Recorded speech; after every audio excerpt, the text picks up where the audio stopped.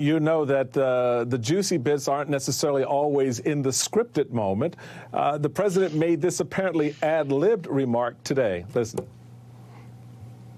Ukraine will never be a victory for Russia, for free people refused to live in a world of hopelessness and darkness.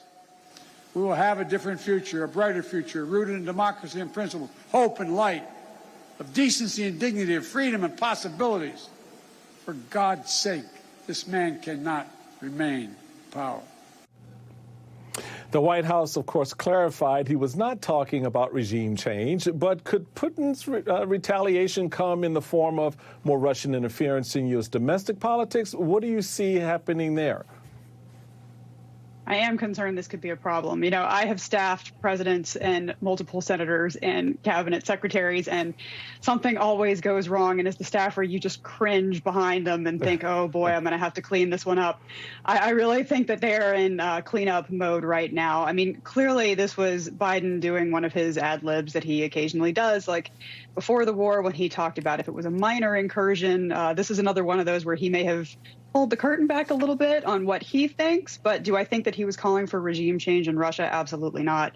Do I think he was suggesting that America would somehow advocate for regime change in Russia? Absolutely not. I would expect there to be quite a bit of consternation in the Kremlin tonight, and there to be some talk of retaliation. Putin does enjoy reaching for mis and disinformation as a weapon of choice, also for cyber tools as a weapon of choice. But I mean, in a sense, we were already on high alert for those things, so I'm not sure it'll make a huge difference. Bill, with the 30 seconds we got left, what's your reaction as if you're sitting there as the ambassador from Ukraine? What do you do?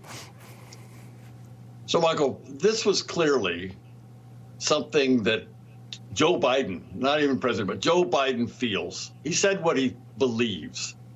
I don't believe it's a statement of U.S. policy. I believe it's more a moral statement.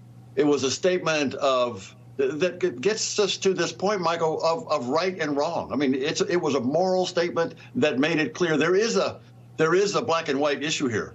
There is a right and wrong in this issue. So if I were in Ukraine right now, I would be pleased that he made that statement. It's very clear where the right is and where the wrong is. Former Ambassador Bill Taylor and Emily Harding, thank you both very, very much.